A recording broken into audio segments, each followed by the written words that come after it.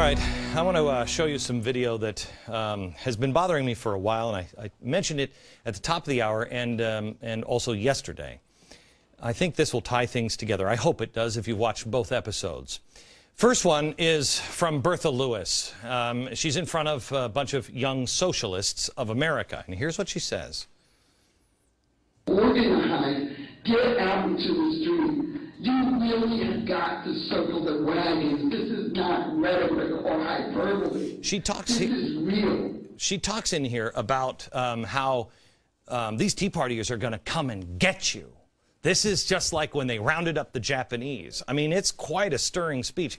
That bothered me. That really bothered me. Because I do believe take power is the next step here. Stage demonstrations.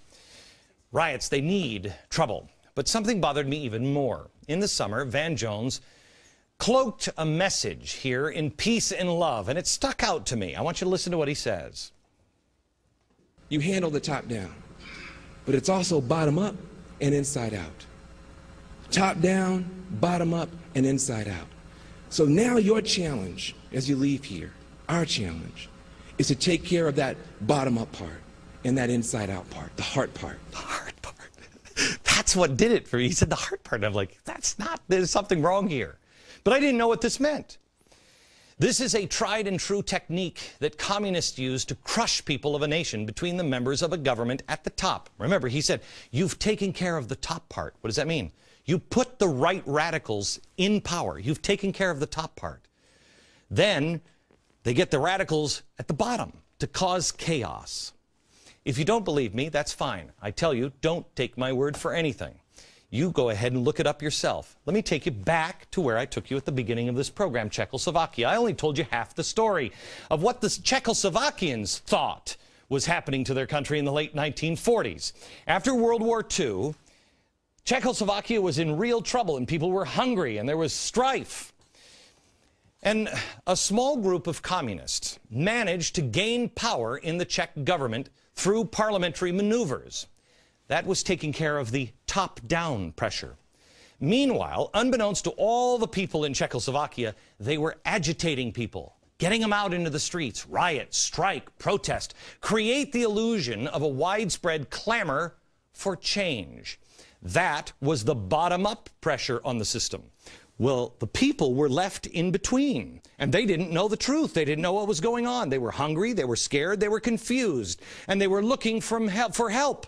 When they cried out for help from the government, which they thought was not with the rioters, oh, they got help. They had no idea that some at the top were in league with those creating the chaos at the bottom. The people at the top had formed a shadow government, and they were only too happy to help, and they helped by clamping down on the Czech people. So the Czech people were hit from both directions, top down, bottom up, and inside out. Their country was turned inside out. They didn't know what to believe. The same is now being called for. The organizations that are calling now for Obama to bypass Congress and issue just executive orders. The Institute for Policy Studies. Soros funding. They came out with their annual report that literally says outside, inside. Outside pressure and inside strategy. What does that mean? It's just a different way of saying up and down pressure. Same thing, outside, inside. Now, how do I know about this strategy in Czechoslovakia? Well, it came from Jan Kozak's Communist Strategy paper. He was a writer and a member of the Communist Party at the time. He wrote this essay, and it was never intended to go public, but it accidentally did. We found it in a very old copy of the Congressional Records. Everything I am telling you for the last 2 nights, all of this strategy, all of this, the exposure. Why do you think George Soros sent his number 2 guy to my number 2 guy to ask us to consider him a kindly old gentleman? Because what he's doing was never meant to be published. But after being bullied, we stood up. We're not playing your game. It's no accident. This is what Van Jones meant. Top down, inside out, after the bottom up. What the Czech people didn't know is what you know now, that there is an orchestration of the ground. It's all being orchestrated. You know the groups involved now, and you know who's at the top. The Czechoslovakian people didn't know that, so they ran to the people they usually trusted, but they called for the wrong people. The other thing that the Czechoslovakian people didn't know is the first lesson of the 9/12 Project. What was my goal when I introduced the 9/12 Project? To tell you, you are not alone. But here was one of the most important lines out of that, especially in retrospect. Listen to this. The truth is, they don't surround us. We surround them. This is our country. Why is that important? Because when you study what happened in Czechoslovakia, the people felt alone, and they felt surrounded. You're not alone, and they do not surround you. It's an illusion. It's a puppet show. It's a stage. The radicals need you to feel that way. They need you to riot. They need you to create chaos. They'll do it if you won't, but they'd prefer that you did it. So when Van Jones says bottom up, he means get out into the streets. Why do you think she's telling the young communists they're coming for you? Get out into the streets. It's a game. And George Soros enjoys the game. He finds it kind of fun, those subversive activities, not my words, his words. He means the government forces that are in league with the riots when Van Jones says bottom up and top down, the top will clamp down. Those are the people who are trying to force this president to do what he knows needs to be done. Van Jones' words. Top down, bottom up, inside out strategy. That's what's happening. Except now we've thrown a tire iron into their little game that they have played 4 other times, and they are now executing the 5th time. But now we're changing the game. That's why we have tried to arm you with the most powerful weapon you have, information you need. Find all of this out. Find it out for yourself. Don't take my word for it. Know it and tell everyone you know. George Soros, you should know one thing, sir. We are not Czech citizens. We are Americans.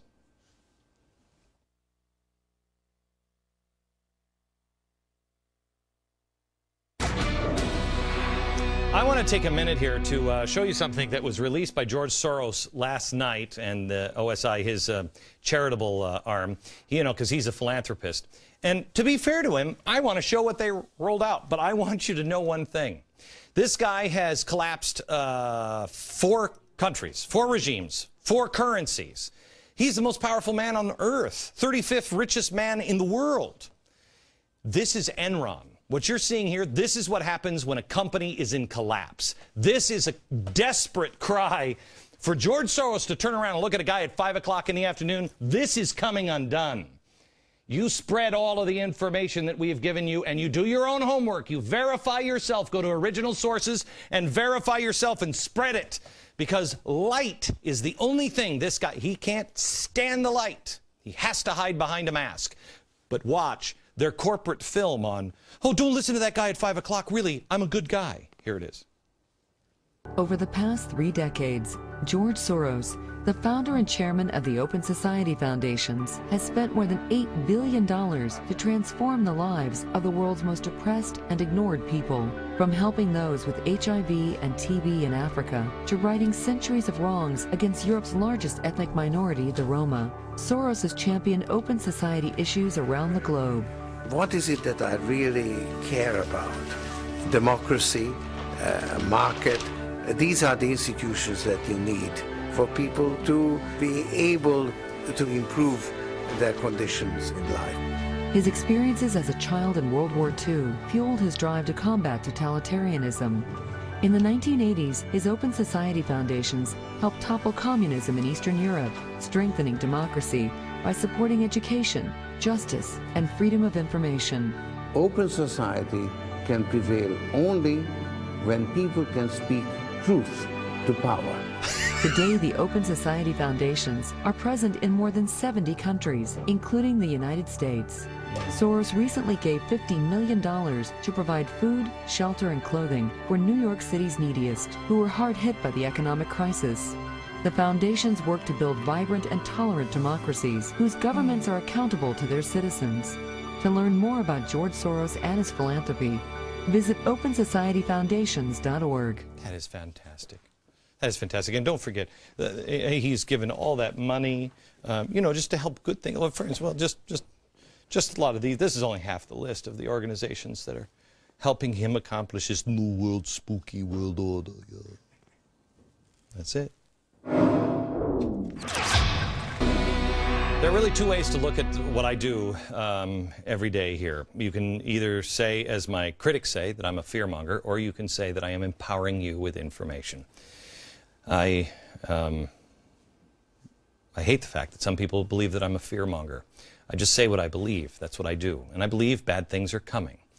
I believe that we can get past them, but we have to be prepared. I've told you over and over again, I hope I'm wrong.